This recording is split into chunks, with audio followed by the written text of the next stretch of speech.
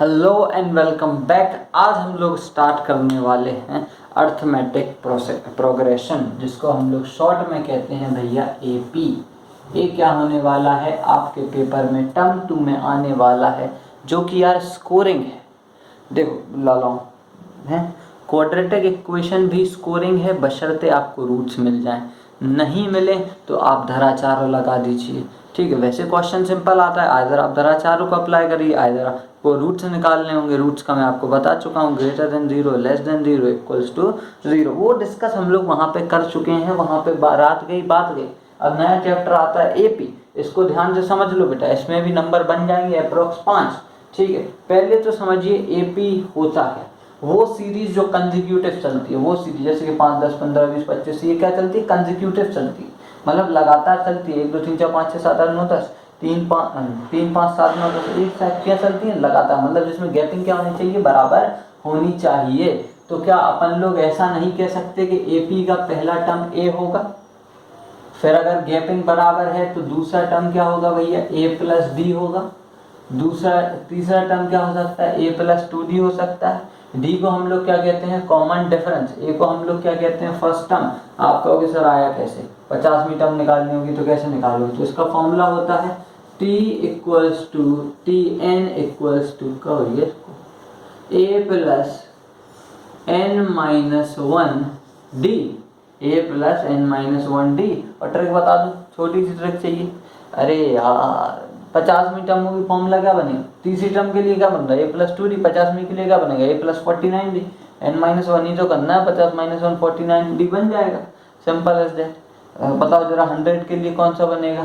100 minus 1 99, तो ए plus 99 D. ऐसे आप लोग फॉर्मूला बना सकते हैं। तो पहली एक्सरसाइज में एनसीईआरटी सॉल्व कर रहे हैं भैया हम लोग। पहले क्वाड्रेटिक भी एनसीईआरटी ही से सॉल्व करी थी, ये भी एनसीईआरटी से ही करेंगे। अगर टाइम मिलेगा तो हम लोग एबीसी भी सॉल्व कर देंगे। पहला क्वेश्चन आता है, in which of the following situation 5.1 में, in which of the following situation does the list number involved make an arithmetic progression in y. पहले वाले में ये बताना है कि किसमें अरिथमेटिक प्रोग्रेशन होगा या किसमें नहीं होगा। तो जैसे पहला वाला क्वेश्चन है, देख लो भैया, ये किताब दिख गई? ठीक है, पिछली वीडियो में कह रहे थे नकल कर रहे हो सर। ठीक है, कर रहे थे। ठीक है, पहला क्या आता है? The taxi fare after each kilometre when the fair is 15 for the first kilometre and 8 for the each. तो भैया खुद सोचिए, पहले के यहाँ से चालू कर देते हैं, पहले खत्म हो जाएगी इसी में। मैंने कहा है पहले के पहले पार्ट में पहले किलोमीटर के लिए 15, फिर 8 बढ़ता चला जा रहा है तो कितनी हो जाएगी? 23 हो जाएगी। फिर 8 बढ़ा दोगे तो कितनी हो जाएगी? 31 हो जाएगी। फिर 8 बढ़ा दोगे तो कितनी हो जाएगी? 39। तो एक कंसेक्यूटिव बढ़ रही है ना, कंसेक्यूटिव 8 बढ़ती चली जा रही है। दैट मींस इनके बीच में कॉमन डिफरेंस क्या है? बराबर हैगा। तो क्या हो जाएगी? ये एपी की सीरीज बिल्कुल हो जाएगी। दूसरे वाले में क्या कह रहा है? The amount of air present in the vacuum when a vacuum pump remove 1/4। यार 1/4 आती हुई चली जाएगी। एपी नहीं है, जीपी की सीरीज है, डिवाइड होती चली जा रही है। 1/4 डिवाइड। फिर टर्म जैसे कुछ सोचो, 100 को आधा करोगे 50, 50 को आधा करोगे 25, 25 को आधा करोगे 12.5। तो एक कंसेक्यूटिव सीरीज नहीं है। 50 50 50 थोड़ी कम हो रहा है इसमें। ठीक है, तीसरा क्वेश्चन आता है the cost of digging the well. देखो यहाँ कंसेक्यूटिव वर्ड यूज हो रहा है। सब्सिक्वेंट मीटर के लिए ने कहा है पहले के लिए 150 रुपये है, फिर बाकी लिए 50 कंटिन्यू चल रहा है। सेम ही मान लो जो 150 इसमें 50 50 50 बढ़ाते चले जाओ तो क्या हो जाएगा? ये तुम्हारा ए सीरीज एपी की हो जाएगी। चौथा चीज़ आता है भैया, जहाँ पे भी कंपाउंड इंटरेस्ट लगेगा वो आपकी एपी की सीरीज बिल्कुल नहीं होगी। मन में बात ठाल लो, सॉल्व ही नहीं करना, कंपाउंड इंटरेस्ट नहीं होती है। ठीक है, दूसरा क्वेश्चन आता है question number 2, right each 4 term of an AP. जैसे पहला वाला दिया हुआ है 10, ए की वैल्यू कितनी है? 10। अपन को कितने 4 टर्म के लिए फॉर्मूला लिख दो, लो जो हो गया। ए की वैल्यू कितनी है? 10, तो 10 हो जाएगी। दूसरे वाले ए प्लस डी करना, मतलब 10 प्लस 10 कितना हो जाएगा? 20। फिर यहाँ कितना? 10 प्लस 2 इंटू 10 करोगे 20, तो ये कितनी हो जाएगी? 30। 10 20 30 40 ऐसे आ जाएगी। दूसरे वाले में ए की वैल्यू कितनी है? -2 से चालू करोगे। डी की वैल्यू कितनी है? 0, तो ये -2 यहाँ पे आ जाएगा। जे भी -2 सीरीज क्या हो जाएगी? आपकी पूरी आ जाएगी। लेकिन डी की वैल्यू 0 है तो पूरे -2 ही आएगी। फिर आता है ए की वैल्यू 4 और डी की वैल्यू -3। भैया सीरीज की एपी की सीरीज नेगेटिव भी हो सकती है, पॉजिटिव भी हो सकती है। जैसे 4 से चलना चालू होगी, 4 में से भैया -3 करोगे 1 बचेगा, फिर भैया तुम 1 में से -3 करोगे तो तुम्हारा माइनस का 2 बचेगा, माइनस के 2 में से -3 करोगे तो -5 बचेगा, ऐसे आगे चलता चला जाएगा। ये लुल्लुपंज वाले क्वेश्चन ये थोड़ी आएंगे पेपर में। क्वेश्चन नंबर 3 आता है for the following AP right the first term and the common difference. भैया देखो कॉमन डिफरेंस कैसे निकालते हैं, second term minus first term.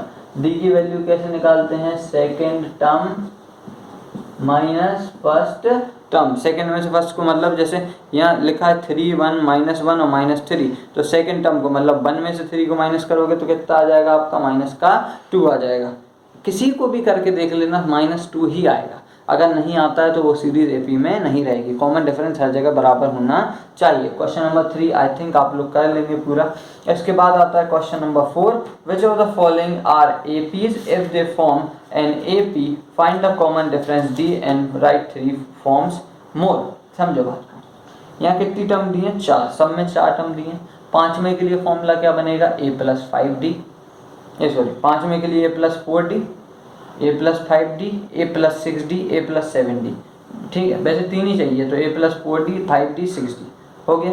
इसके बाद हाँ, इसमें क्या करना है, पहले लिखा है 2 4 8 16, तो आप देखोगे बढ़ रही है लेकिन ये मल्टीप्लिकेशन में बढ़ रही है, जैसे 2 का 4, 4 का 8, 8 का 16, तो यहाँ पे कॉमन डिफरेंस बराबर नहीं है। आप देखो 4 में से 2 करोगे 2 ही आएगा, फिर देखोगे लेकिन 8 में से 4 करोगे 4 आएगा, 16 में से 8 करोगे 8 आएगा, तो यहाँ पे कॉमन D की वैल्यू क्या है, बराबर नहीं है, तो ये भैया क्या हो जाएगा, गलत हो जाएगा। इसके बाद तीसरा वाला देखोगे माइनस का 1.2, माइनस का 3.2, भैया इसमें भी क्या देखोगे आप, D की वैल्यू जो है वो बराबर आनी चाहिए, 2 आ रही है 2, हाँ यहाँ पे D की वैल्यू बराबर आ रही है, तो आप लोग इसको मान सकते हैं कि AP में है। बाकी आप टर्म तो निकालना जानते ही हैं, D की वैल्यू मिली जाएगी, A की वैल्यू पहली टर्म होती है, आप इसको सॉल्व कर सकते हैं। रूट वाले भैया थोड़ा सा ध्यान से करना, तो वरना गलत हो जाता है।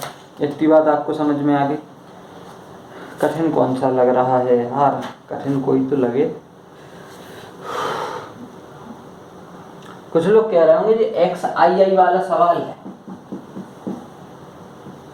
√2, √8, √18, √32, यार खुद बुद्धि लगा यार, मान के चलो √ हटा दो, तो क्या AP में लग रहा है, बिल्कुल नहीं लग रहा, फिर भी सॉल्व कर देते हैं।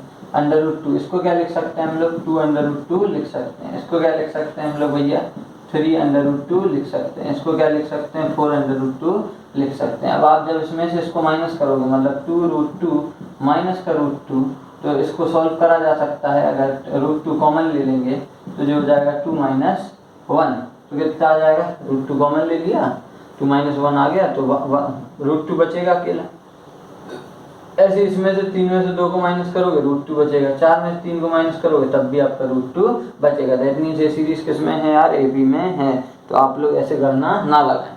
ठीक है, समझ रहा बात, क्लियर हो गया ये वाला पार्ट। ऐसे 3 6 9 वो वाला भी कर सकते हैं, 1 का स्क्वायर 3 का स्क्वायर 5 का स्क्वायर, ये तो नॉर्मल सी बात है यार, 1 3 5 7 9 है, ये बिल्कुल नहीं हो सकते। 1 का 1 होता है, 3 का करोगे फिर 9 हो जाएगा, बहुत ज़्यादा डिफरेंस, और फिर 5 का करोगे 25, बहुत ज़्यादा डिफरेंस, तो इसको सॉल्व नहीं करा जा सकता। मतलब ये सॉल्व तो करा जा सकता है, ये सीरीज AP में नहीं रहेगी। आई होप आपको इतनी बातें समझ में आ रही होंगी।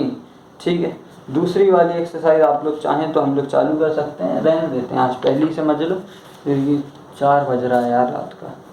ठीक है, आज पहली वाली ही समझ लो, इसके बाद आप लोग दूसरी एक्सरसाइज हम लोग अगले मतलब कल से इसको चालू कर देंगे। भैया इतना इतना लगा के आ जाना कृपया करके, ट्यूशन चल रही है यार, फ्री में ले लो, क्या दिक्कत है।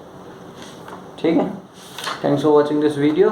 NCERT ही लगा लो यार, इतना टाइम तो वैसे भी नहीं है तुम्हारे पास कि तुम लोग APC लगाओ। भैया जिनने लगा ली है वो सब लगा सकते हैं, लेकिन जिनको नहीं लगानी है वो NCERT भी नहीं लगा पाएंगे। ज्ञान ना पेलना यहाँ पे। Thanks for watching this video.